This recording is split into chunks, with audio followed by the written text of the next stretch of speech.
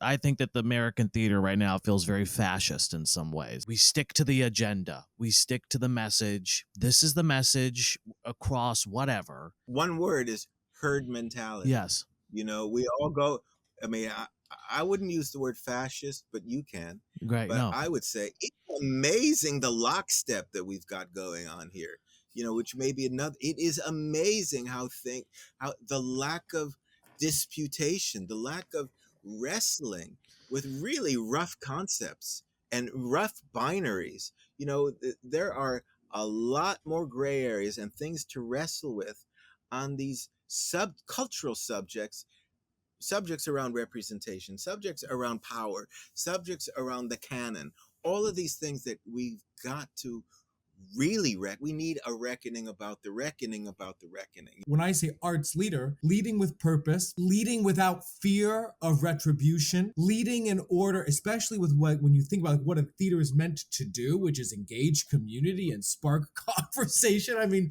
this is a great example, Ari, of exactly what sort of seems to motivate and drive you.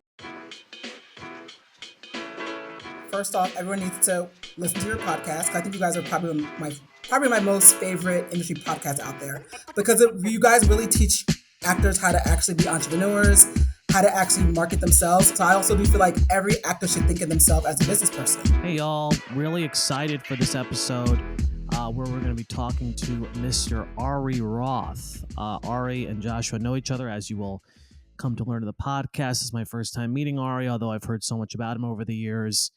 So just to give a little background, Ari Roth is a producer, playwright, and dramaturg, and educator known for his leadership as the artistic director of Theater J from 1997 to 2014 and the founding of Mosaic Theater Company, both in D.C.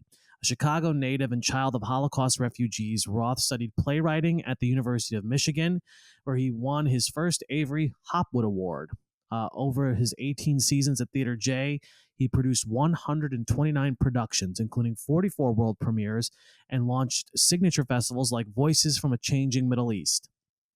Following his departure from Theater J in 2014, Roth established Mosaic Theater Company, expanding its mission to include social justice and diversity.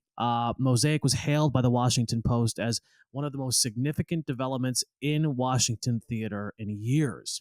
As a playwright, Roth's work includes Born Guilty, Peter and the Wolf, and Andy and the Shadows. Peter and the Wolf and Andy and the Shadows. Those are two separate plays.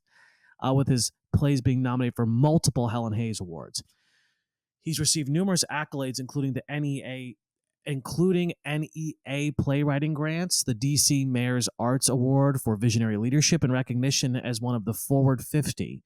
He continues to teach at the University of Michigan and other institutions, shaping the next generation of artists.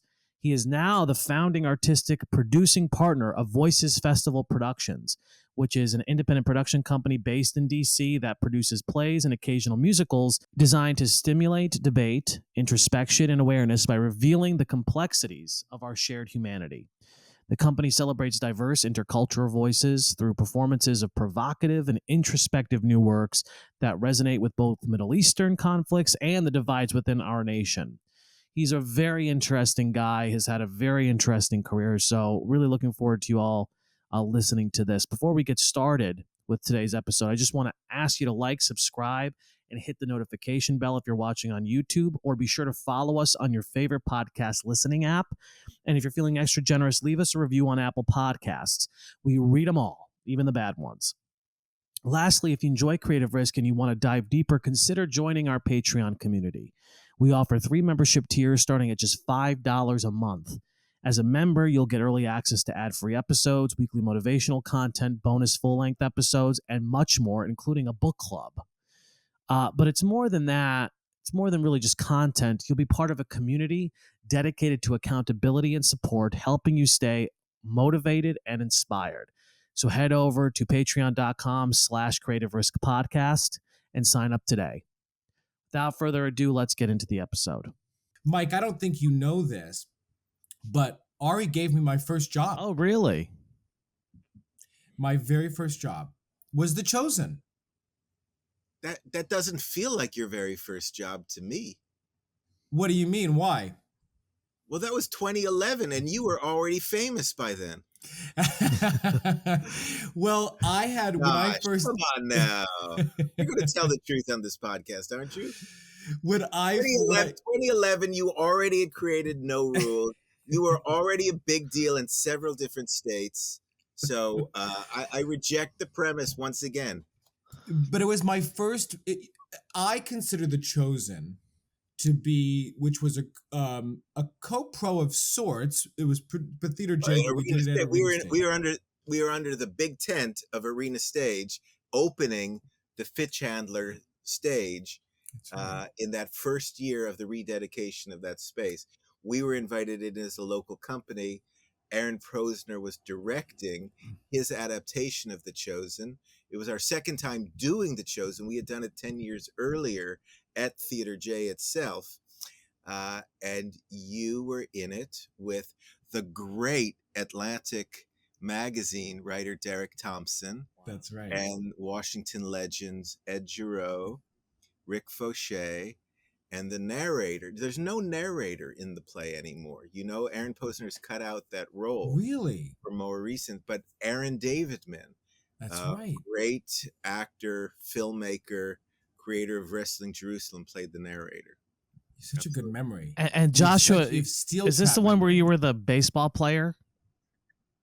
Yes. Yeah, yes. How many other times have you been an Orthodox Jew, Josh Morgan, besides in The Temptation? There've been that sort of set up a trickling of professional Jews. What do you know about being Jewish, Josh Morgan? Everything you know The Chosen. Everything. Exactly. Well, that's wonderful. Exactly. He still plays baseball too, Ari. You can tell. Can't you? With a broomstick. Exactly. Right. Yeah, he puts on a little newspaper hat with a little stick ball outside. It is always, yeah. I often tell this story, Ari, that in rehearsals for The Chosen, which was the whole experience was an incredible experience. Right. And Chaim Potok's wife, came in and visited. And I remember we had this rabbi who came when we were sort of doing some rehearsals on studying the Talmud, because it's a part of what that play is. Anyway, sure. I think it was my rabbi, Ethan Seidel. I think so. Well, then you might. I'm not sure if you were there or remember this, but we had this rehearsal tzitzi, which are these prayer shawls, Mike, and I call them rehearsal tzitzi because I went to the restroom in the middle of us doing this. Oh, Ari! And I'll never forget for the listeners. Franklin coming out of the shower confession. Well, basically, and you're going to the bathroom, yes, and they're dangling from your waist, and it fell down off of my shoulder into, and while I was using the restroom, and I come back in the rehearsal room. I know this is like blasphemous, and I come back in the rehearsal room, and I said, I'm so sorry. Excuse me. I accidentally peed on my rehearsal tzitzi. and the rabbi goes, rehearsal tzitzi or not, it's still real tzitzi. Like I was basically like, and he it's not that he didn't find it slightly amusing, but you could tell he didn't find it all that amusing, to be 100% with you. And I sort of showed my true colors then. I had much to learn at that point about the honoring of my heritage. So I think we have discovered the underlying inquiry of this podcast today, and that's Josh Morgan's nascent. I won't even say the AS word, but we're going to get there eventually. We probably will. I peed on a tzitzi. That'll be the title of the podcast. Yeah. That's my memoir. Wow. So Ari, okay, so listen, because there's so much I want to get into that we want to explore. And you as an artist have accomplished so much as a producer, as a dramaturg, as a writer, as an educator. And when I talk about you, and no bullshit, Mike, I think you've even heard me say this. I often will say, when I'm talking about Ari Roth, I will say, not to be hyperbolic at all, to me, he is a true genius. And I really say that.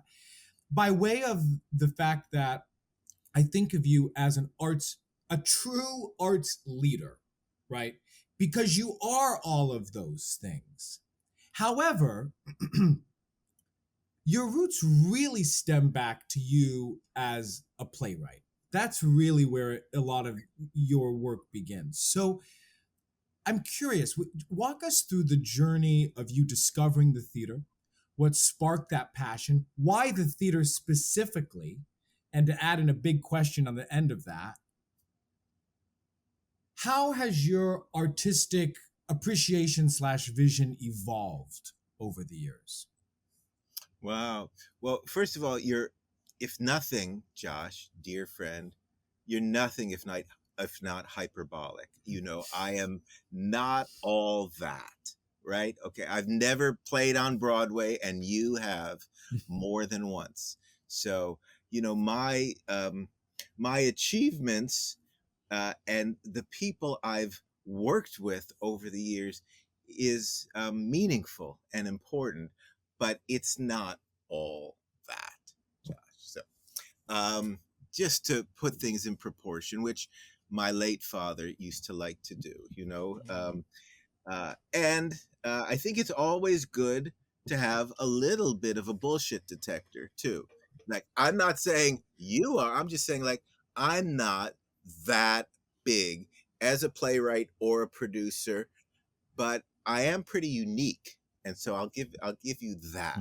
Okay. Um, okay. And I'm just coming off of a late night theater class that I taught. I launched my 24th semester for the University of Michigan's Michigan and Washington program. Oh, wow. Last night we had start of a new semester. The class is called "A Theater of Politics and the Politics of Theater." Mhm. And I get to tell a little bit of this story too, of why I love teaching the class, how I started as a playwright at the University of Michigan, where I got my undergraduate degree, and I got my first playwriting award from Arthur Miller himself in 1981 with the Avery Hopwood Award. I got it for a maybe a 14-page play at the time I wrote called The Art of Our Necessities, which was about a grandmother, a survivor of the Holocaust, who comes to live with her son and daughter-in-law and grandson and grandchildren, and the havoc that this survivor of the Holocaust wreaks on this little house on the south side of Chicago. And if you recognize that phrase, "The Art of Our Necessities," it's from, of course, King Lear. And that was the grandmother in our house. She just laid waste to our sanity, in a way, with her insanity, much as we loved her. Manic depression and all. She was, to cite another theater figure, she was very much the Mother Courage of our family, guiding her daughters through war-torn, Holocaust-driven Europe during the war. And my mother was a child refugee living in the south of France, in northern Italy, in a convent in Rome, all through the war as a child. Those were amazing stories to me, and I began to document them as a young playwright, 19, 20 years old. I'm still doing the same thing today. Wow. Those same stories inform everything that I'm about. My father is also a refugee from Europe who came right before the war. Those stories have animated my consciousness as an American, as a Jew, and as an artist. As an artist who grew up on the south side of Chicago, interested in the drama of being in a changing, integrated neighborhood, staying committed to those values of can't we all just live together, and learning lots and lots along the way. I started late in the theater, which is to say, as a junior at the University of Michigan. I wanted to be a songwriter before then. I wrote songs. I was I was overseas in Jerusalem my sophomore year, and I came back and all the creative writing classes were closed because I had missed the registration, and I couldn't get into poetry. I couldn't get into fiction writing. I stumbled into Playwriting 427. It was a seminar taught by a visiting playwright from New York, Milan Stitt, who wrote The Runner Stumbles. He too was a alum of the University of Michigan, and he was a judge for those Avery Hopwood Awards, and he refused in the year 1980 to give an award because all the plays were bad. Wow. And he said, whatever happened to playwriting at University of Michigan? There was Kenneth Thorpe Rowe, the dean of playwrights, the script doctor to Eugene O'Neill on Long Day's Journey. No, wrong play I'm citing. Iceman Cometh, he was a script doctor on. Strange Interlude, he was a script doctor on. Kenneth Thorpe Rowe wrote the book, Write That Play. And he was Arthur Miller's playwriting teacher. Miller went to University of Michigan. And that had an impact on me. The textbook, Write That Play, and all of its structural analysis had a deep impact on me. I got it. I turned out to be a structuralist. That's how I got excited by playwriting as a craft and as something you built. And so when I was in that classroom that day with people smoking cigarettes in the classroom, I thought that was very cool. Actors who were getting their MFA degree at University of Michigan were in the class too, working with this Broadway playwright. And I was, of course, locked out of that class too by registration. But I went up to him and said at the end, Milan, I have to take this class. It's everything to me. It's my mother and my father's disciplines rolled into one. It's psychology and it's law. It's jurisprudence and human behavior rolled into one thing. I have to be in this class. And, Milan was very gay, and he's like looking at this straight guy with tears in his eyes, batting his eye, and I gotta be in this class. And he said, okay, no problem. You can be in this class. And I stayed for 4 semesters. I stayed, and he got me my first internship at Circle Repertory Company, $50 a week in the literary department. And I stayed there as an assistant literary manager, associate literary manager. For a short period of time, I was the literary manager. And then I became a playwright in the playwrights lab at Circle Rep. Circle Rep, for all you younger viewers, was a company lasted 35 years, started by Lanford Wilson and Marshall Mason, Tanya Berezin, and Rob Thurkield. They're on Sheridan Square in the Village. And Lanford was the sort of the anchor playwright, but many, many great productions came out of there. I met amazing artists. Some of the great artists who've worked on my plays are Joe Mantello, who directed Oh, the Innocents. Wow. He was a director in the lab at Circle Rep. Michael Rife, who never was part of Circle Rep, but he came in to direct my one-act private lessons in the lab in 1987. We met there. And, that's just sort of like the beginning of really getting to work with really cool people. The journey to Washington, D.C. happened in 1990 when Zelda Fitchandler commissioned me to adapt Peter Sikrovsky's book of interviews with children of Nazis called Born Guilty.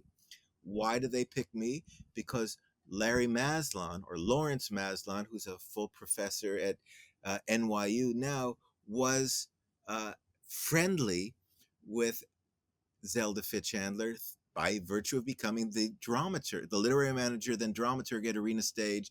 He knew I had written about my family's experiences in a number of plays, not just my very first play. And as a Jew writing about writing about survivors of the Holocaust and children of survivors, he thought, wouldn't it be cool for you to look at children of perpetrators, children of Nazi perpetrators, and the relationship between the two? And that's what that play changed my politics and my direction as a playwright, because in interviewing people for this adaptation of a book of interviews, I met the historian Elizabeth Demansky, who was not Jewish. She herself was the child of perpetrators, but she was very interested in documenting the history of the Holocaust and how Jews growing up in Germany post-war regulated themselves to this insane reality of growing up in a country that slaughtered, uh, 6 million Jews. And she came up with a phrase that I use to this day as my artistic mantra: from two separate histories, create a single common story. Wow. That was the linkage, the bridge, the crossing of the ravine of bloodshed, the gulf of conflict that separates people from each other, whether they're children of perpetrators, children, victims of of those crimes, whether it's Israel and Palestine, which has informed all my work as a producer. And I shouldn't say all my work, but the bulk of my work as a producer, and why I got in so much trouble. It was never for producing The Chosen. It was for producing plays that we did right before The Chosen, a play called Return to Haifa by the Palestinian writer Hassan Kanafani, which was a really intense story about a Holocaust survivor and a couple coming to Israel right after it had become a state in 1948, fresh from the ravages of Europe, and they are met by the Jewish agency and given a home. And in that home was found an infant child, a Palestinian, Khaldun, who had been left behind as his parents fled the city. That child was raised by Jewish survivors. This Palestinian kid was raised in a Jewish home and becomes a soldier in the IDF, the Israeli Defense Force. Come 1967, the Six-Day War, Israel conquers the West Bank. The borders are open. The Palestinian family drives to Haifa to see the house they left behind. Do they go in? They knock on the door. They see the mother. The husband's not long dead. The mother's still there, and she sees the Palestinian family, and she goes, I know why you're here. The son comes back from the army with laundry and says, Mom, I'm home. Here's my laundry. He's wearing an IDF army fatigue uniform. He sees his parents, his birth parents. And he goes, what are you doing here? I don't want to see you. I don't want you. And he rejects his parents.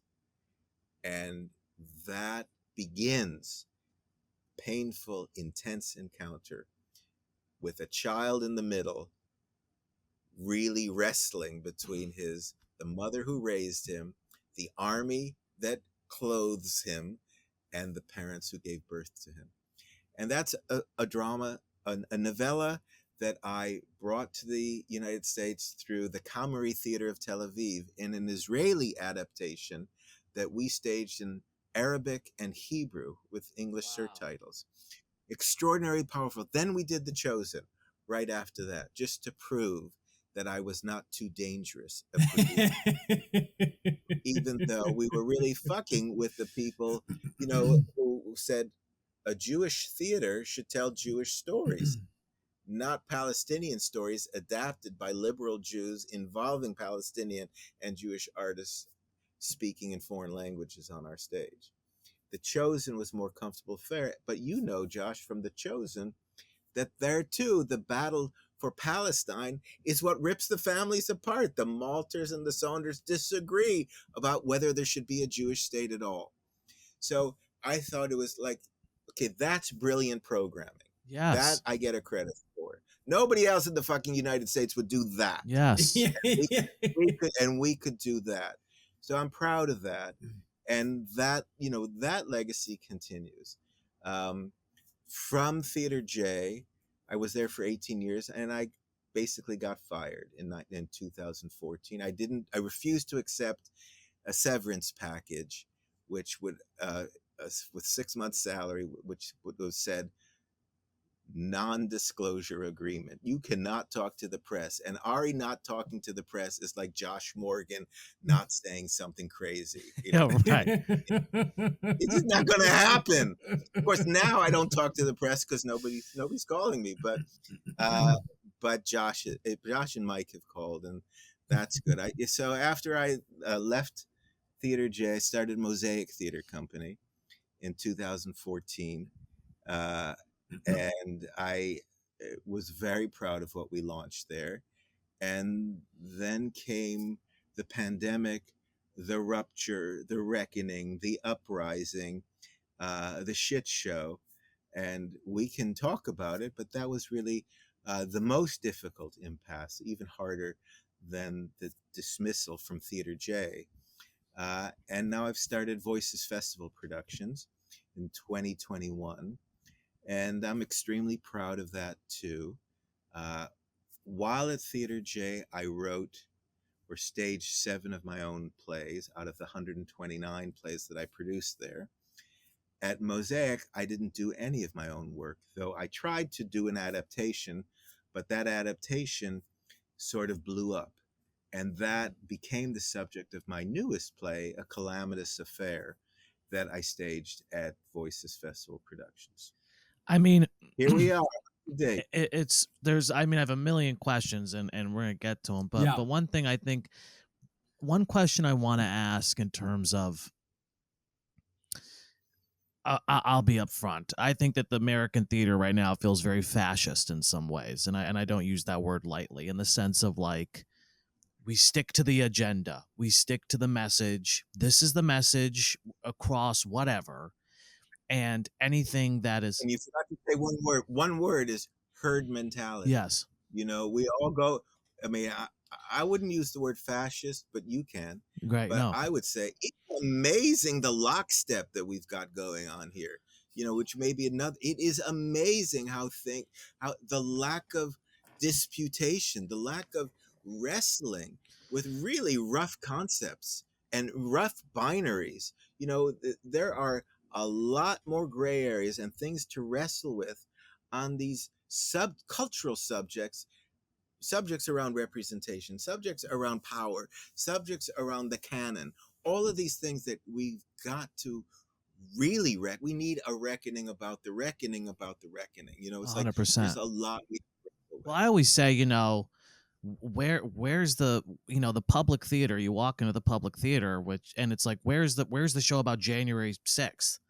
Like, this was a major historical. I'm not saying that it needs to be like a yay for this, but like, where are the stories about like half the country who are, we live in our isolated bubbles, and we're afraid that if we give voice to something, or if we give it space, that we're uplifting it. There's this new mentality about that. But per your point, where's the disputation? Where's the plays of the past? One of the interesting things, a little case study here, a play I'm really proud that will be finally having a world premiere after many iterations, is a play called #Charlottesville, about the Unite the Right rally in 2017, created by a South Asian performer named Priyanka Shetty. She was a graduate student at UVA in Charlottesville, away for the summer. She'd only been in the United States for a year at that point. And she did a verbatim theater interview play, much like the Laramie Project. She was trained by Tectonic Theater, and created a really moving play about the bystanders, the witnesses, but mostly the protesters who had really been damaged by all that happened, by the death of Heather Heyer, who was run over by James Field in his car. And I got to the play after its first presentation, and I said, this is really important, but Priyanka, you haven't told the other side of the story. We don't hear anything from the rioters. We don't hear the voice of right-wing America in here. Best thing that ever happened was at the trial 2 years later, where these plaintiffs put the Unite the Right organizers on trial.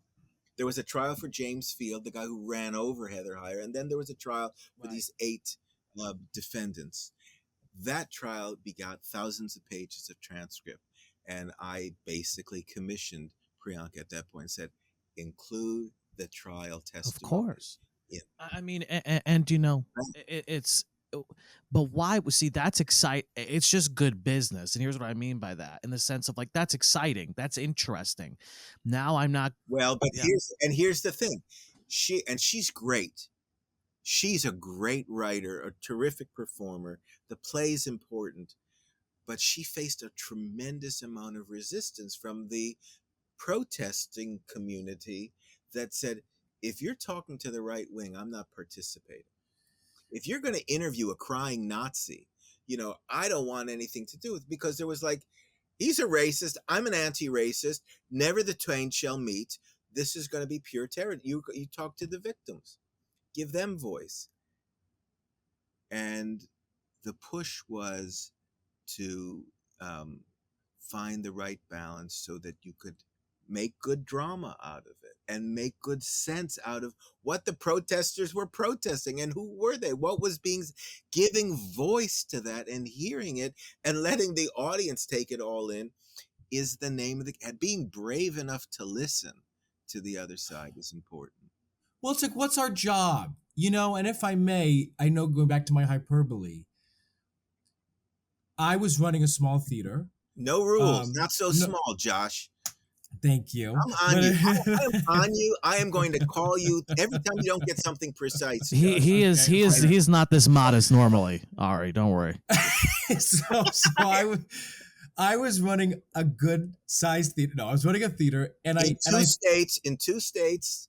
That's right. And I was both, just to say, I mean, Ari, besides my figuratively dating Ari's daughter, Sophie, I was her theater boyfriend when she first came to see The Chosen when she was in high school. She loves you so much. I love Sophie. She loves you. But I, this is a great example of where, when I say arts leader, it's like, leading with purpose, leading without fear of retribution, leading in order, especially with when you think about what a theater is meant to do, which is engage community and spark conversation. I mean, this is a great example, Ari, of exactly what sort of seems to motivate and drive you. And yeah, Mike, I mean, we've got a ton of things, but I want to jump right into the heart of this, because I think this is why we were so excited to have you on. Because I don't know if you prescribe to this, and maybe you don't, but from an outsider looking in, because I left DC in 2015 specifically, I would argue that there were some who had knives out a bit to almost sort of squash your creative voice, right? To almost, in this moment of cancel culture, sort of say, no, this is not included for some in our sense of what our jobs as artists is to do.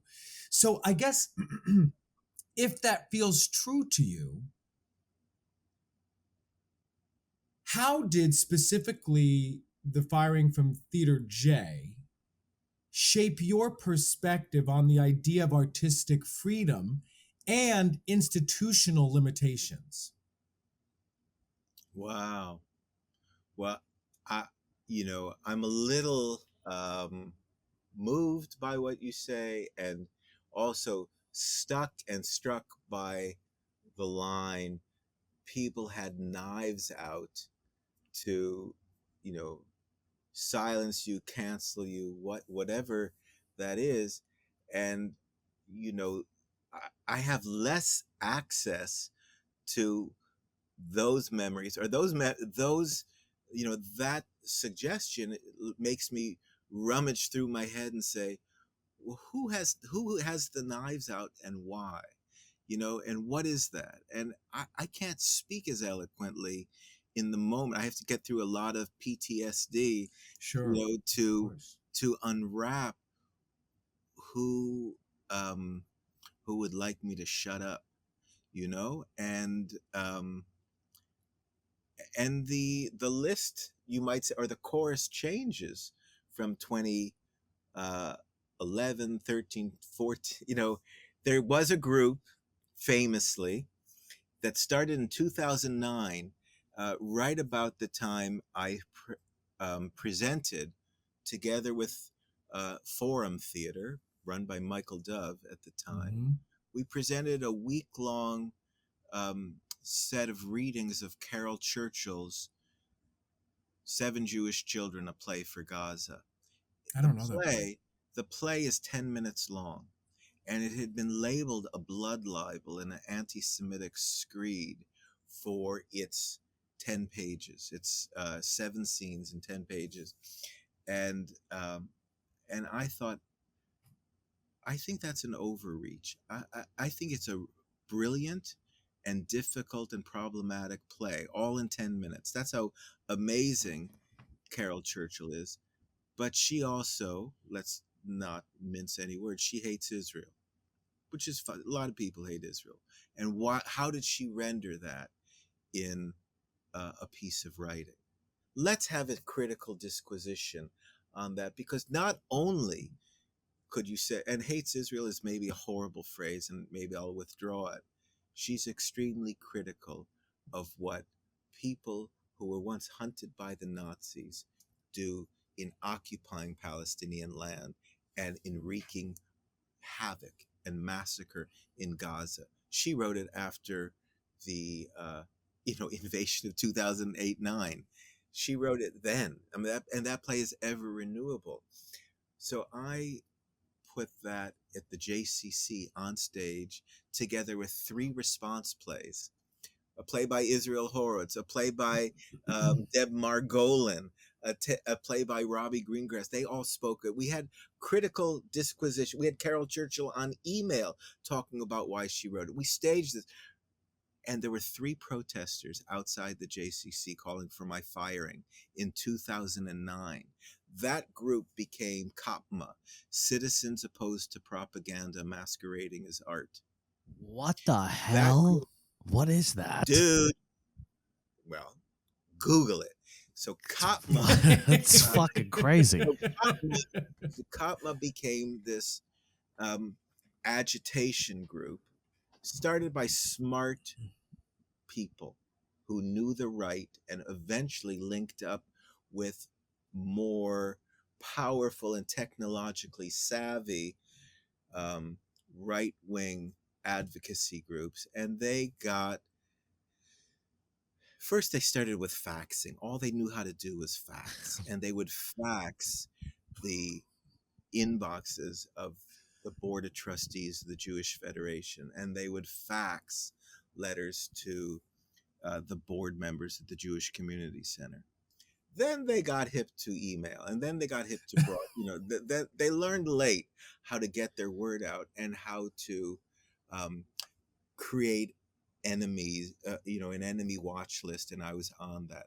I wasn't their only focus, but I was a primary focus in that. COPMA is kind of out of business now, and they've morphed onto a new name, which is attacking the bias of the Washington Post and attacking, anti-Israel propaganda in general. And they've allied with many, many, many other organizations that want to protect Israel from delegitimization. They felt I was contributing to Israel's delegitimization. My enemies started with COPMA, and that eventually led to the CEO of the JCC saying that, Ari, your Voices from a Changing Middle East Festival can't happen at the JCC anymore.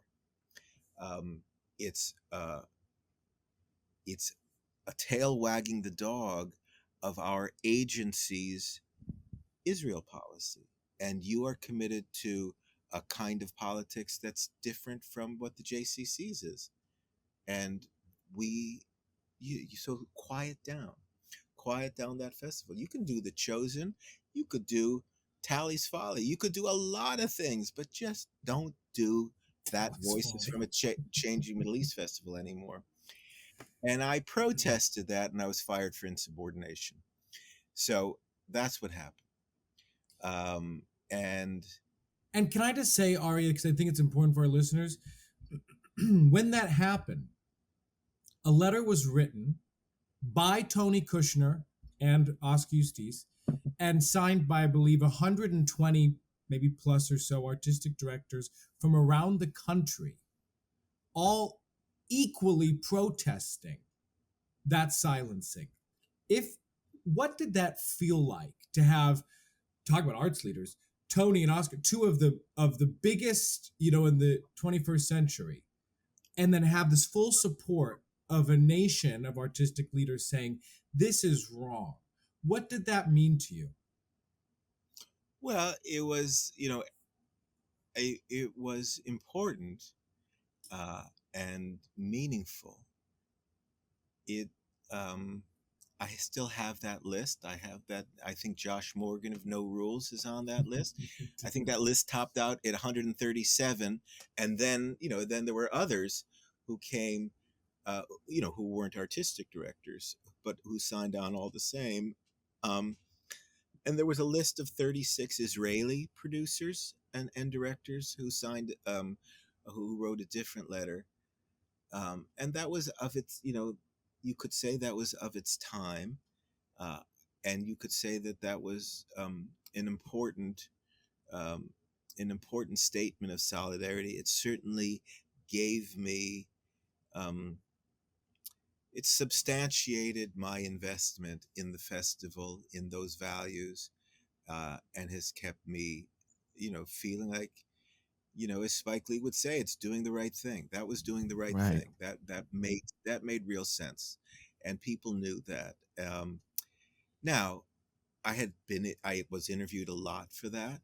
I was interviewed by Howl Round at the time at the airport as I was flying to Chicago 2 days after the firing, and I remember saying, I really hope that all these signatures leads to other people producing work like this. I mean, I think this is an opportunity for other theaters to do Moti Lerner's The Admission.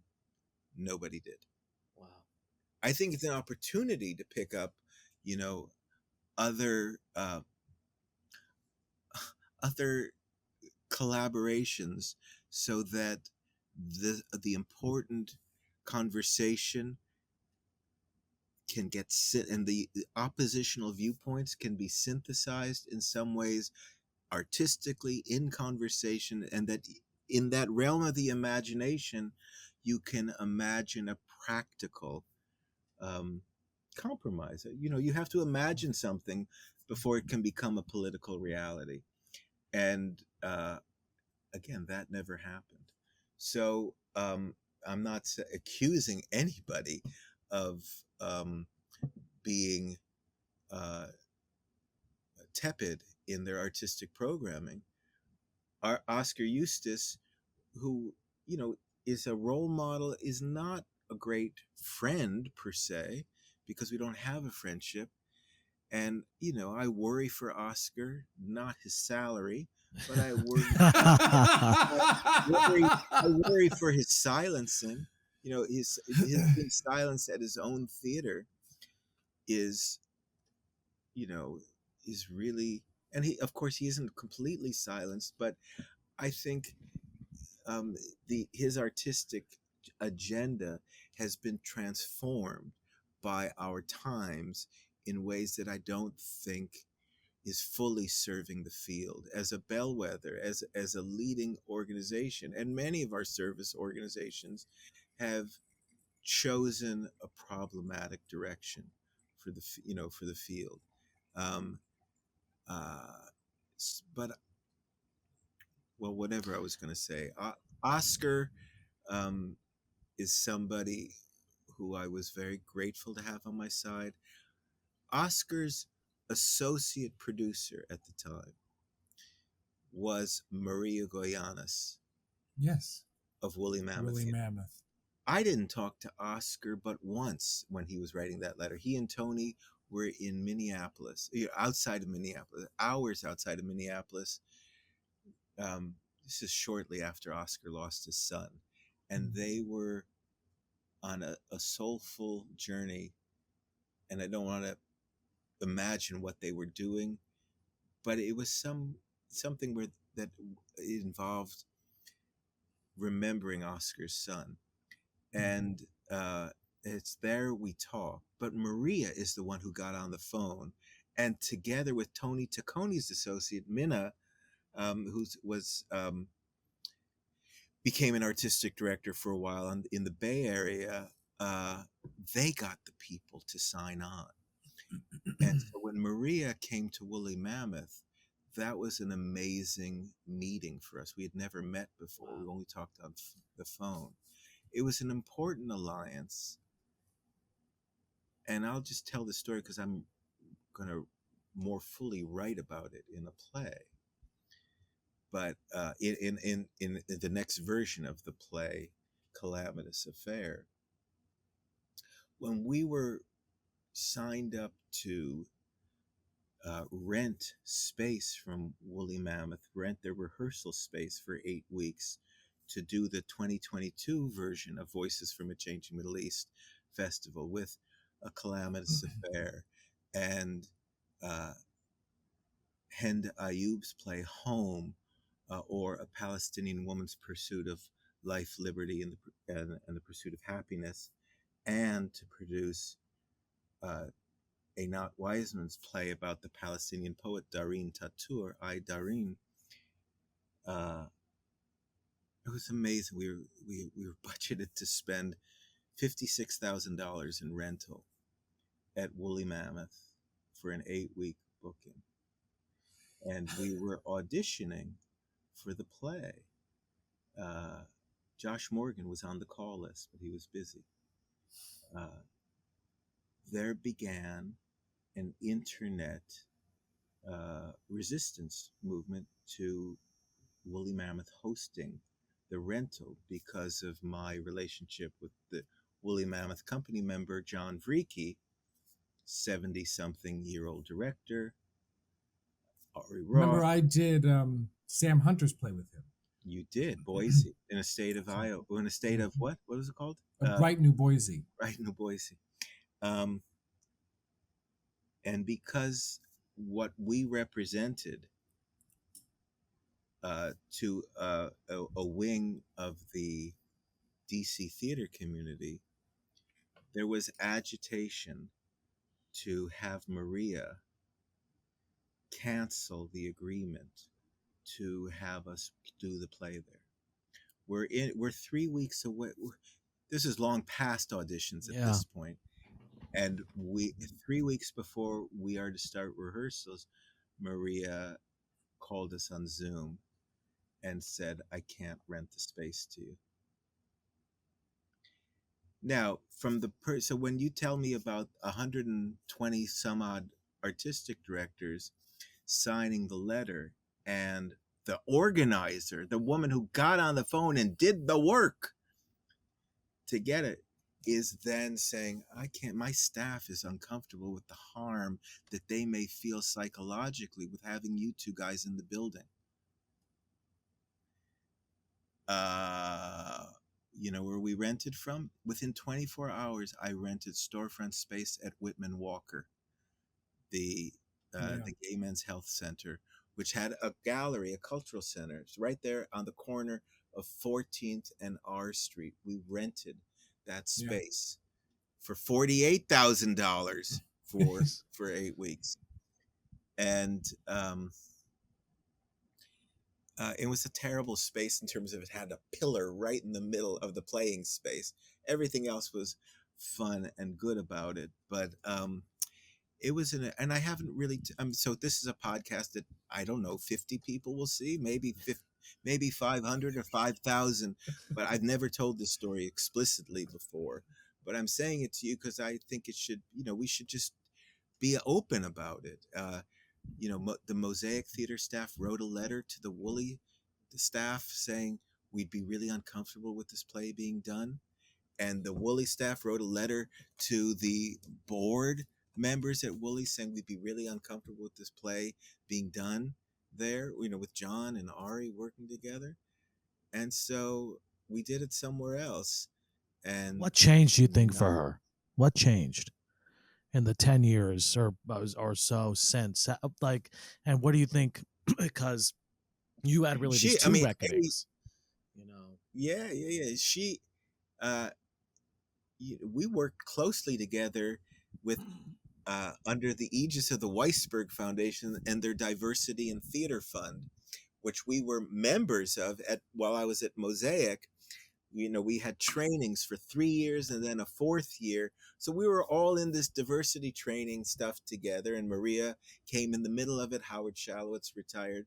And we would have really deep shit talks about, ultimately the things got more and more interesting in 2018-19 as the subject of white fragility got thrown into the mix. And could you have a conversation about white fragility and racism with white leaders in the room? And what about checking their own white fragility? And it was at that point that Maria bought the book White Fragility for every board member at Woolley. And I read the book and I was like, this is, well, so I had some issues with the book. I had a fragile reaction to the book White Fragility. uh, and go figure. So I think I have a lot of compassion for people, and I like Maria still. I like her, and I will say to her credit, she came to Whitman Walker. She saw the play. She saw, again, my partner. I have an African American partner at Voices Festival Productions, Lorraine Robinson. Lorraine directed a workshop presentation of Rachel Lynette's award-winning Yale Prize play, Apologies to Lorraine Hansberry, U2, August Wilson. We did a workshop of that for a couple of presentations. Maria came to that. But in truth, that's the working an artistic relationship with Maria has ended. And what changed is the agenda. What changed is, Maria's not hosting artists like me anymore, and she's not producing writers like me, writers or producers like me anymore. The co-productions she's interested in don't look like me, don't have my background. And I will say this, I think I've been thinking about this, and I think this is a kind of radical statement I'm going to make. It's not true that the American theater has turned its back on Jews. It's not true that the American theater has turned its back on the subject of anti-Semitism. I mean, just look at what's been produced on Broadway recently, right? Anti-Semitism is still hot. However, look at the new artistic hires who are out there in the field, and ask yourself how many BIPOC art leaders are producing works by Jews and about Jews and about anti-Semitism. And I say this respecting and writing about a lot of strong, worthy Black leaders in the American theater. But there is a really unhealthy suspicion of Jewish power in the American theater still. And some people are comfortable with American culture. And some people make their peace with it. And other people want to fight the power, redistribute power, and redistribute a focus on, the ladder of victimization, and say, what are the important topics that we look at, and what are the topics that need to be put on a back shelf right now. The American theater is figuring this out, and so you have parallel tracks on Broadway right now, right? Of different shows, and anti-Semitism, and Alex Edelman, with Just for Us, which is comedy, and you've got Tom Stoppard and Leopold Prayer for the French Republic. There's a lot of stuff. There'll be more coming. There's important art and important messaging there. Which is why I gotta say, from a tragic point of view, I'm really proud to be associated with the play Charlottesville, because it reflects a a um, a, a coalition of blacks and Jews that sees the scourge of right wing, far right nationalism and calls it out. Right. Whereas the subject of Israel and the black community is creating tremendous tension with Black Lives Matter and solidarity with Palestinians, and calling out Israel in the name of their perpetrating genocide. And the use of that word um, is like deeply problematic. So these are the things I'm interested in, like staging. These are the Yes. interesting conversations to have out there so that we can parse this, because there's no monolith. There are black leaders who want to address this as well. And there are people who don't want to touch this, who don't want to give voice to twin narratives of victimization. Wow. And so anyway, I've laid a lot of shit out there right now, but this is very much what's on my mind, in the difficulty um, that we find ourselves in, uh, and the Israel-Gaza war right now is radically wrenching. It changes everything. It obviously it changes the dramaturgy around my play so much that I have to start over and write it anew, which I'm doing, and it's really deep. My story is just a tiny piece within this large reshuffling of the deck of where American culture is morally and politically, how we sift through all this, how we look at history, how we're suspicious of history, and how what Right. do we honor and don't we. um, I think we're in a really deep place, and it leaves me confused and embattled, and I think that's a really good place for the theater to be, to recognize just how complicated I mean, times are I right love what you're saying on so many levels, because we are in a very, look, I believe in Strauss. now. Mike, I don't know who you tell me about you before you say. I just Oh, tell me your uh, background in 60 seconds. I'm So I Italian. I'm understand. an actor. I went to school with Joshua, but I'm much younger than he is, if you can believe it. Yeah, you're like, what? Yeah, that's your Benjamin Franklin comment right there to me. No, You look no, cool. yeah, no, but I'm an actor. Yeah, mainly in the Okay. theater. And he's very, but more specifically to say, the reason why I actually sent Mike a message, and I said, I think that the two of you would collaborate really well together, because Mike's a bit anti-establishment, meaning he's not like uh, he doesn't have a herd mentality as an artist, as a person in many ways, and you two would spark. You two would spark. Well, I'm So I vibing cut with off what what you're you were saying, saying and what you were because saying. one thing, I was talking to a director friend of mine about this young director, and I was like, what's interesting is the theater feels hyper political right now. It's felt more, quote, political than it's ever have been. Every show is political, but where are, sort of, for lack of putting it, sort of the macro historical or the macro sociological elements. Like what you're talking about is a moment in history that we have had many times before. It's like you're talking about, yes, you're specifically talking about, like, the black and Jewish, experience together, which has always been very interesting and fraught. But you're also talking about just like the moment we are in as a whole, as a country, morally. And there's not a lot of plays about that. No matter how hyper political the theater is about, like, specific topics, like this is a play about transgenderism, or this is a play about anti-Semitism, or a play about anti-racism or white supremacy, it doesn't seem to be having a larger conversation also about, just as a society, what's the machinations that are happening. A redemptive nugget here is the show that ran to sold out audiences at the Public Theater this past spring. Right. Itamar Moses' Right. The Ally. Right. Really good theater. Now that show, Right. I predict, won't get produced I don't think again so.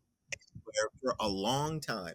It should. I mean, it's already dated. He didn't want to update it post October 7th. So its politics all sit there predating this, huge shift in the conversation. But it's a beautifully overheard play about moral wrestling on a college campus involving, you know, a would-be ally who finds himself pulled.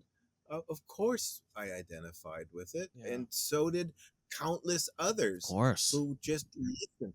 It was so credit to Oscar for everything he wrote in that playbill, for programming it, for staying by it. Because Well, Oh, go the ahead. only thing I was going to say is you're talking about,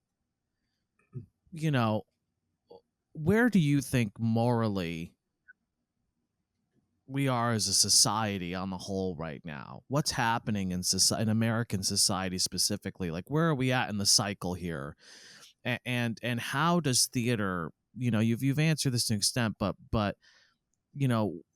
where are we at as a society on the whole? And what is really theater supposed to do in your mind? Well, you're as overblown as Josh North right now. Right. I'm going to show you this playbill. Is that coming through with Yes. reverse lettering or lettering? Yeah, Letters to Kamala, Dandelion Peace. So I produced this play by Rachel Lynette, who wrote that play. Apologies to Lorraine Hansberry. This Letters to Kamala was a play written during the pandemic.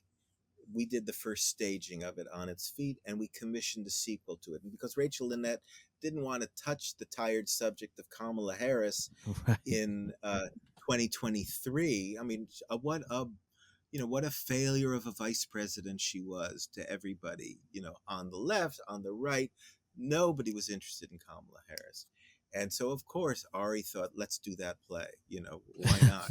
and let's update it. And the playwright didn't want to update it, but she did want to tell a parallel play that brings us up to the present moment.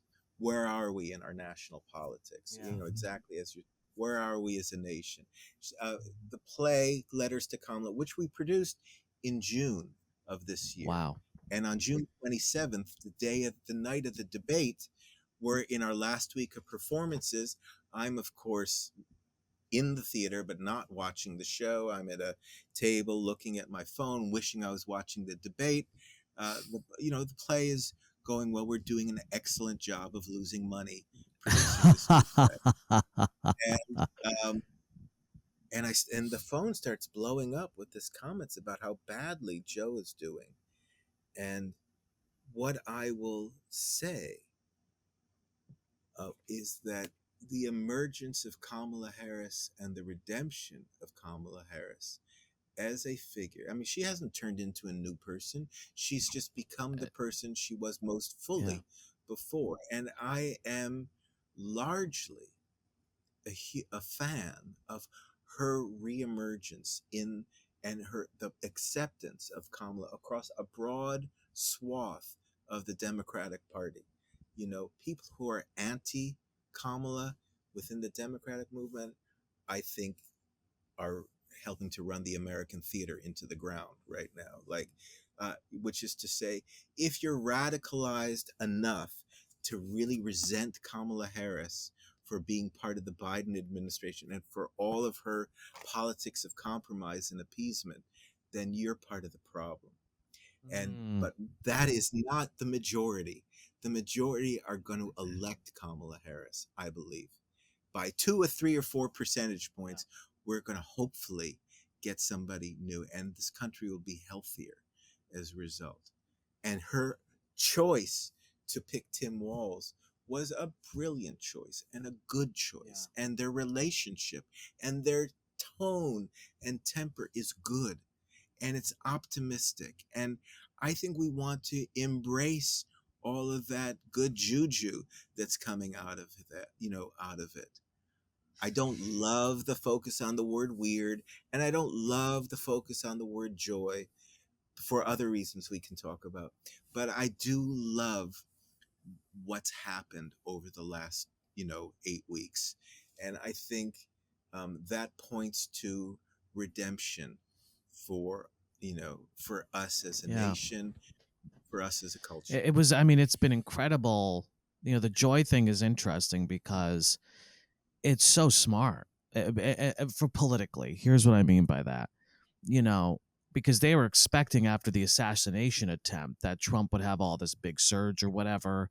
And the reason why it's like we can't, politics is so difficult to predict because no, that didn't happen because people are done with the strife. Most people are done, and that assassination attempt, was just another example, even though it's not like their fault in the sense of like I don't believe they staged it or something, but like, it just proves that there's so much toxicity around the Republican Party right now. And there's certainly toxicity in the Democratic Party as well, but this emphasis of course people are looking to feel good about America again, and people are looking to feel good about society again after so many And years. I think the goodness is just in character. Yeah. It's in who Kamala's stepchildren are. You know, look at look at Kamala's relationship with, her husband's ex-wife.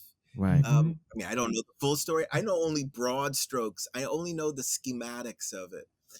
But that's, that's a redemption story. And that is, Right. that's the future, that's the good future of the country. And I want to put my best energies in that, just like the Obama years brought out our best energies, creatively, ambitiously. There was room for all of us to get on that train. Yeah. And and I guess that's what I would say about my hope for the American theater is there is room for all of us to get on the train again. Yeah. And it has nothing to do with cancel culture. It has nothing to do with the binaries of strict adherence to anti-racism protocols, or following all, 29 pages of We See You White American Theater. That is not the train ticket for us. There are other ones. And so I'm hopeful that the arts policies we get going forward are informed by a strong leader of color in the White House, and her strong marriage to a Jewish man, and her strong partnership with this vice president from Minneapolis. I mean, those are all things that will be very, very exciting for us in a new chapter. Yeah. One of the questions I had early when you were talking about Maria and what happened, and even Mike put your question about the involvement of over 10 years, was what was coming up for me, Ari, was why do people view you as a threat? Why are you dangerous to our political, creative society and the way that, that's my word that I'm using. But I want to answer it and then ask you a follow-up question, which is here's what I see. You have earned that right, Joshua Morgan, by staying as quiet as you have. Right. Yes. So you were at Theater J for 18 years, then what started around 2009. And I remember actually reading an article even before I worked with the J. I remember reading about the return from Haifa. And when you were let go from Theater J, you immediately found Mosaic, right, to continue on, which is now still doing well in DC. And there for about 6 or so years, which you stepped down, and I'm going to read a quote from what you said about why you stepped down, but you immediately then founded Voices Festival Productions. And just want to say in a macro sense, looking in, that to me is part of what makes you quote unquote such a threat, because you are unstoppable. starting any theater company is hard enough, let alone essentially, and I know you didn't found Theater J, but doing it 3 times, cultivating all new donors, essentially some might trickle over, some new audience. It's hard work and you don't stop. So that, and whereas most artists, some of which we even named on this today, we'll rename them, have chosen to step away. Have gone, it's too hard. I'm not gonna. I don't have the chutzpah to keep pushing forward anymore. But you do. And you specifically said when you stepped down from Mosaic that you wanted to return to a more generative role within a theatrical outfit to pursue a more personal, dialogic, and intercultural programmatic vision. While I understand the idea of personal, dialogic, and intercultural programmatic vision as a concept, what does that mean for you to return to a more generative role? And how has that succession from Theater J to Mosaic to Voices Festival Productions created the new, maybe more powerful, more threatening in the best ways Ari Roth, if that makes sense? I'm a lot less powerful and threatening monetarily. I went from making $85,000 a year at Mosaic to making between $9,000 to $12,000 a year at Voices Festival Productions. So I don't think anybody, fortunately, I don't think anybody's going to resent my salary the way they might Oscar Eustace's salary. Sure. Right? So there's that.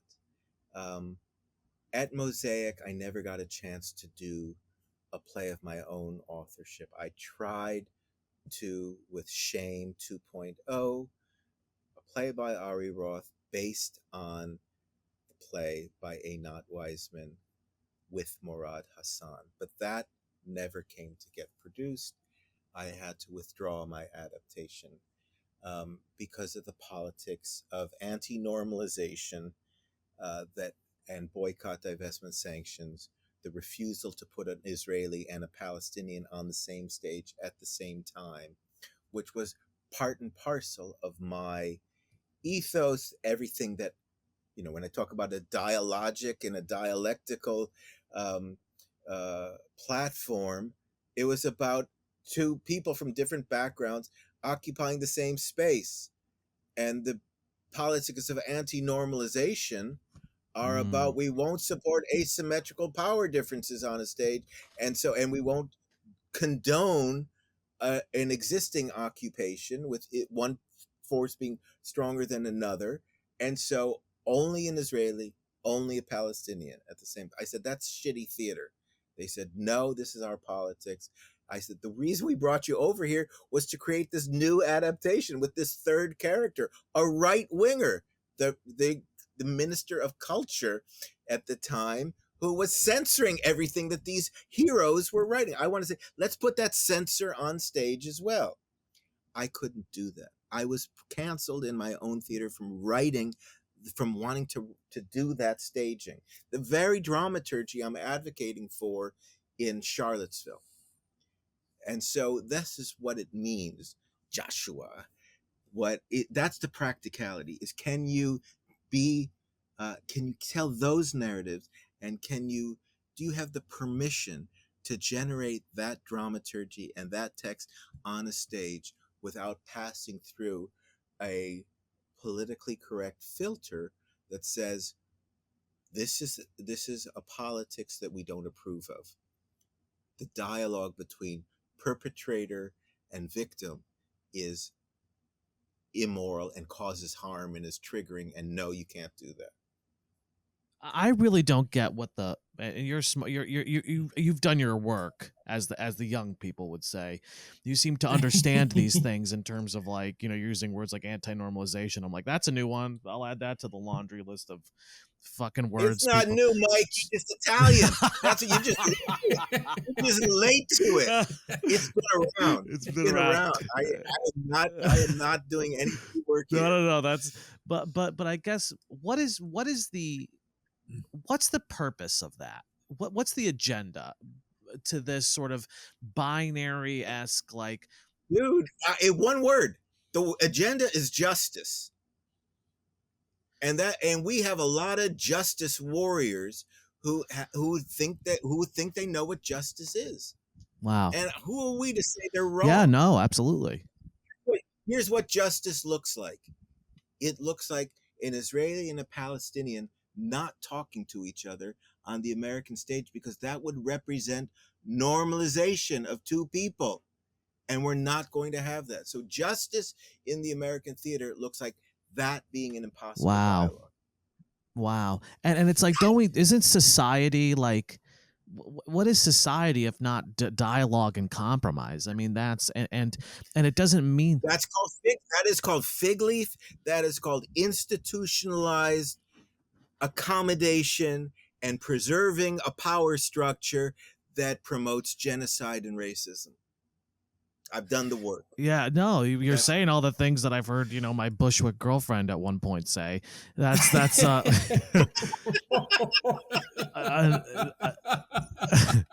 no, but you're then right here's though. the You're question: Is so this is so called three white guys talking is what right. Yeah, That's what I'm. That's what I'm gonna name the exactly. podcast episode. it just became. I mean, it just became that, but it was always that, my friend. We were always three white guys talking about theater and politics. That's yeah. But Voices Festival productions now. You're in the throes of it. Are you seeing a difference? Are you experiencing a difference from donors? Clearly not, I would argue, in terms of salary, audience, etc. This is the best conversation I've ever had about these subjects. Meaning, I have felt, from a psychological point of view, I felt that I'm doing an excellent job of pushing Voices Festival productions forward with absolute minimal attention paid to the work that's being done. Meaning, we're doing a great job losing money. We're doing a great job not bringing a lot of people on board. I am doing a good job fundraising and getting declined by 95% of the people. The people who do support us are angels and amazing, and I should be grateful that we bring in $225,000 to $250,000 a year. But that is I could be and should be raising triple that. And and like, what is keeping people from being more on board and coming and more supportive? Well, everybody's got their own reasons why they're hanging back, why they're not giving, why they're not attending, why they think Ari's hat is run, and or just why they're not opening my emails because they're too long, or whatever it is. There are many reasons why I don't feel I'm succeeding all that much at what we're doing. On the other hand, I'm talking to you openly and with good energy because I feel really positive about what's going to happen. Yeah. Maybe you're watching the clock, and I won't watch the clock, even though I have something in half an hour. But Great. I want to tell you about something that really got me going. In a way, to use the bad phrase, this got my juices flowing. Whoa. This I got excited Yeah. about. The New York Times published at the beginning of August a laudatory profile on the Roy Cochrane Foundation. Roy Cochrane, who won $240 million in a Kentucky Powerball. Right? Knoxville, Tennessee. I guess it was in Tennessee. I forget what. I get Kentucky and Tennessee confused. They both sound strangely like the same. Kentucky, Tennessee. No, Mike but they and do. Mike and I can identify with not getting Kentucky and Tennessee straight. But so he was a former actor, stage manager, monk, amazing guy, and he turned around and with that winnings, and he decided to take a lump sum, so it only came to $140 million. He created a foundation that was dedicated to making artistic dreams come true, for its funding dream productions. And of course, he worked with only the biggest and the best theaters in the country, and he only funded big ideas and exciting things. And an amazing list, but they hated publicity. They didn't want they wanted recognition for the foundation, but they never had articles written about themselves. They never allowed the income, the money that they were giving, to be disclosed. There was something, and then the pandemic happened, and they got a little looser, and Roy got looser about publicity and being a less uptight funder. One of my most important feathers in the cap at Mosaic was getting the Roy Cochrane Foundation to fund Ifa Baeza's The Till Trilogy, 3 plays about the murder of Emmett Till and then the trial of his murder, where, of course, people were found innocent, and then telling us a story about what's happening during the trial. 3 plays. We got $771,000 for this, and we were in tech when the pandemic hit and shut us down. We quickly got another $250,000 commitment to put the play, put the set in mothballs, to ultimately recast, replan. I had to leave Mosaic later that year. Production went on 18 months later and was a success. And I never spoke to the Roy Cochrane Foundation, after I left, and didn't, anything. But I read this article and I thought, how wonderful, and isn't it time for me to write to the executive director and to write to Roy again and tell him about a really big and exciting idea I have. And I have one, and I won't even get into it now because I'm applying for something else that's due at 6 p.m. today with a Chicago incubator theater that would launch this trilogy of work that I've worked on, and it includes the radical new version of Calamitous Affair, and it begins with a theatricalization of the Academy Award acceptance speech by the director of Zone of Interest. Jonathan, do you remember his last Larson. name? No. Why was it Frank? I thought it was with a G. It's with an S, and we're all having senior moments. Yeah. What did I say? Oh, okay. Look it up. The director of Zone of Interest, who won the Academy Award. No, Jonathan Glazer. Oh, Jonathan Glazer. It was an S, like I said. It was a G. It was a G. Jonathan Glazer's acceptance. So that's how the new play begins. That's how the new play begins, with this and the controversy that immediately broke on it. And since we started talking about plays about the Holocaust, and we talked about Born Guilty, this project is called Born Guilty Unbound. And it tells a 30-year story in it. And it marries 3 of my plays together. Now, whether the Roy Cochrane Foundation ever takes my email or writes it, we're going to work on this. And this is finally, I got a big idea. I've been knocking myself for 3 years about Voices Festival Productions, and you could see how modest I am. I keep deriding my salary. I talk about how many people don't come. And all I say, and Mike, I'm sure you're a sports guy, I just talk about small ball. I just say, I'm just doing small ball right now. I'm not swinging. I'm not on Broadway like Joshua Morgan and doing national tours like Joshua Morgan. I'm just doing small ball in a church, with 60 seats or 70, and I feel like I haven't put the big idea into place. And now finally with this podcast, I feel like I'm swinging for the fences. Well, that's awesome because look, you've obviously, and it's hard when you've done big things, like, you have taken big swings in the past, and it's hard to always motivate yourself to take one again. And there's an app for the kind of stuff you're talking about.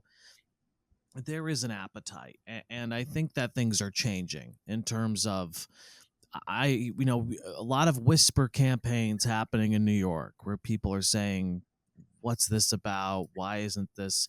Why aren't we talking about this? It's all very.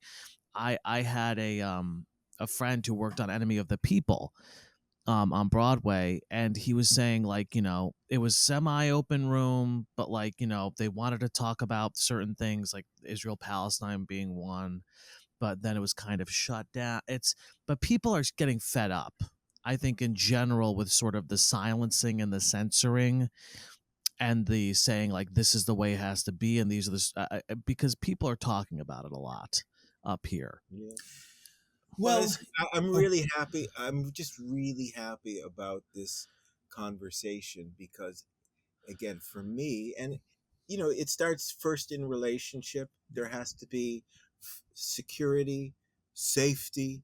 We needed a safe space to talk to each other. Joshua Morgan, a gay man, has dated my daughter. Oh, I lost you. Has dated my daughter online for a long time now. That's a safe space, man. So we can share openly here, and in that we can arrive at new discoveries, epiphanies together, give each other support, and challenge each other to keep doing better and better work. So that's where I feel I'm at. Well, so then this sort of brings us to a good final question, and I'll say, I've really valued this conversation. Mike can tell you, on all honesty, that before we hopped on today, I said I don't know if I'm prepared even enough because I really I understand that I'm being hyperbolic, but I don't use the word lightly. Your work is a bit prolific, and I know means a great deal to Mike and I as artists in this moment.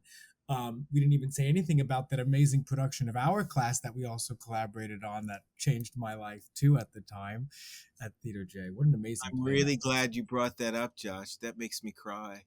I loved that process. Yeah, It changed my life. We were, and yeah. But so here's the big macro question I have. I mean, we've talked a lot of macro questions, but the final question is: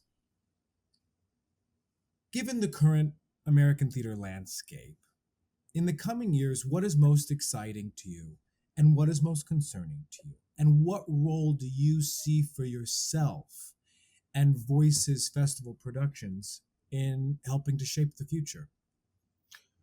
Well, the exciting thing are young people who are iconoclastic and fall in love with theater for what it was, what it is, and what it could be. You know, uh, hybridity in theater, the work of uh, projection designer directors like Jared Mizaki, bringing, insisting that theater keep up with the times, that it integrate new technologies, that it be that he still, that he was for 10 years artistic director of Andy's Playhouse, a kids theater in New Hampshire where he went. uh, you know those are inspiring stories. His success as a young person and a young educator, that inspires me. That's new leadership too. And I think and me teaching students who don't have anything to do with theater, and they discover how amazing I am training lawyers to become subscribers. Wow. That's what I'm doing. Mm-hmm. And like, that's would-be lawyers will become subscribers and donors and supporters of the arts because they get it. They learn to get it. And that, and Broadway becoming more accessible to more stories, less elitist, less, I mean,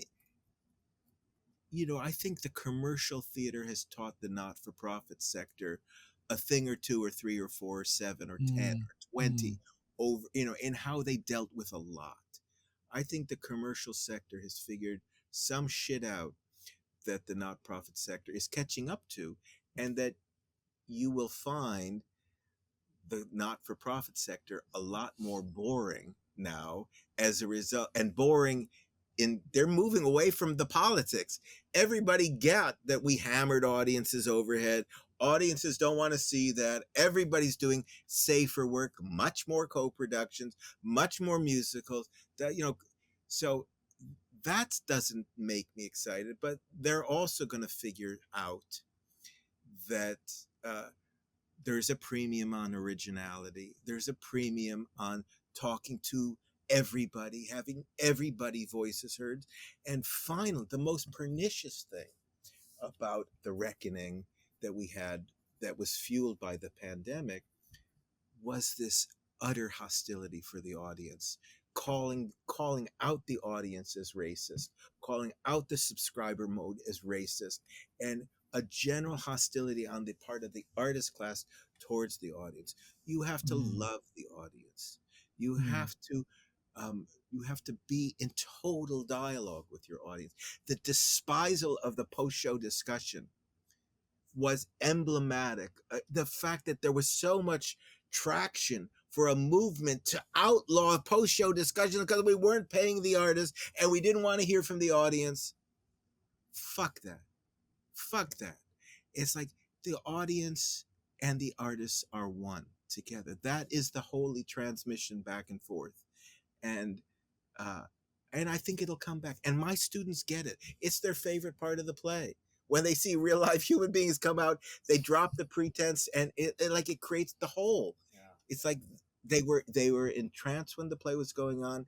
Now they're in dialogue after the play is over, and they go home and they say, "This is a lot better than working on Capitol Hill, during the day," which is my students who are interns on Capitol Hill during the day, and then they come alive for the theater at night. Right. So I know that the theater will endure, and it's just going through this, it just went through a Maoist shit show, and it'll come out the other end. And that's part of what you see yourself in Voices Festival doing. Yeah, but I can't even talk like this through Voices Festival. I can't talk like this. You two are dudes from New York. I can't have this conversation on Zoom with theater people in DC. I don't have anybody to have it with in DC. Wild and sad. I can't have that in my own theater company. Because the theater company, I'm too aware that the theater company can't just be me. Right. And it's a production company. It's an LLC. I'm the sole proprietor of it. So I could do that, but I don't feel fully unbound. And that's why calling this new project Born Guilty Unbound really feels like a coming out moment for me. It'll change the structure of Voices Festival Productions. We'll be working on stuff in Chicago as much as here. But I think it's, this is an important moment of self-reckoning too. And there was a lot of shit to wade through and work to produce. And, it's been a long road. Yeah. Well, I can't speak for Mike, but certainly grateful. Oh yeah. Personally, for your friendship, for your mentorship, for your leadership, for your creative mind, and for being so open today. Very open. Yes. Thank you. A big part of what this cast is for us is about specifically long-term artist sustainability, which I would argue this conversation we're having is very much part of, in a moment when we are polarized, when we are afraid, when we are walking on eggshells in a lot of ways. And I know that artists feel this way. We even hear, this is such a micro random example, but we have young artists that we work with that are afraid to even post shit on social media sometimes because they're afraid of what backlash might come from them just simply expressing themselves or supporting opposing ideas. So thank you, Ari. I will say we end every episode with something we call comfort food performances, which is essentially a performance. It could be a whole movie, it could be a play, it could be a singular performance that really resonated with us. I'll kick one off actually just as an example, just because you said it, and I might have said it months ago when I saw it, but Sandra Huller in Zone of Interest, actually, just because you said it, is such an incredible performance for me. So that'll be my comfort food performance. That's pretty good. Does anyone pop for you, Ari or Mike, if you have one? Mike, your turn. Sure. Well, I'm gonna do something new and pick a book, which I've never done. But I'm He usually says Sylvester Stallone. I usually say Sylvester Stallone, Nick Cage, like those are the people I'm throwing out most of the time. But I'm reading I'm not reading. I'm doing an audio book The Devil's Chessboard by David Talbot, which is basically a biography on Alan Dulles, who was the who was founded. Now, he didn't found the CIA, but he was one of the early leaders of the CIA. And this book is wild. It's, we're really in like Dulles's World War II exploits right now, and just like how he was basically, he was working Operation Sunrise. He was doing all this shit to get Nazis off, and like because of his business interests, because he worked on Wall Street, blah blah blah blah. But this book is just so fucking wild. It's fascinating. It's like a mini series. Great. Yeah. Wow. Buy the rights to it. Pitch it. I'll be Alan Dulles. I'll have a little pencil mustache and a pipe. That'll be me.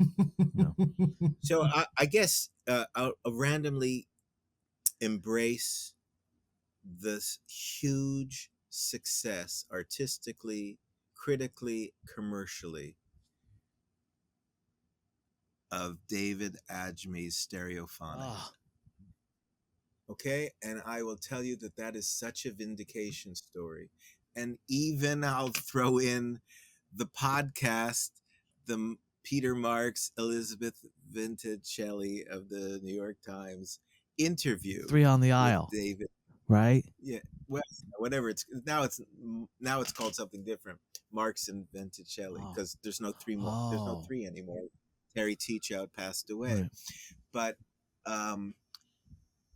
David Adjmi's achievement in the play, big fat play, long and strong and gorgeous, and all he went through to get that up, and the producing from Adam Greenfield, former student of mine at University of Michigan.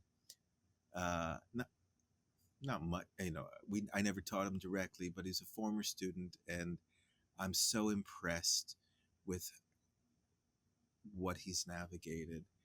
To see that play, and I don't know what its grosses are on Broadway. It's I'm doing sure it's well. doing poorly. It's doing really well. Oh, it is. No, Really? it's Very doing very well. Selling at 100%. I think it's What? one of the only it's I think It's got the lowest, but it has the lowest ticket price of any. I thought its average ticket really? price was like. When did you see it? I mean, I saw it at Playwrights Horizon, Oh, so wow. I haven't seen. So I don't know anything about Broadway grosses, and I'm wrong. But what I'm just impressed with its staying power. Yeah. I love everything about it that's successful. I love that Ryan Rummery is got a Tony Award as sound design, and he was a Washington D.C. artist. That's right. On the show. So I think there's so much to draw inspirationally from that. That's so great. good. That's I great. didn't know that they did an interview. I did with just him. look it up. Awesome. It's selling at 100% and just around $1 million a week. It's. You're fucking kidding me. Yeah. 100%. I stand totally corrected, and that is an even better story. Yeah, that's great. That's better great. story. I thought it would be hurting. Oh, that's great. That's great. Well, thank you, Ari. This has been great. Super excited to have everyone experience this episode and to have our own mini reconnect after all these years. Well, it's So I even think better. that's It's amazing. even better than talking outside the stage door. That's right. Hey, thanks for tuning in to this episode of Creative Risk. If you've enjoyed, please don't forget to like, subscribe here on YouTube, follow our channel, or follow us on your favorite podcast app. A quick review on Apple Podcasts, like we said, would mean the world to us. We read them all, as I said. And if you want to go deeper, join our Patreon community starting at just $5 a month for exclusive content, motivation, and a supportive community.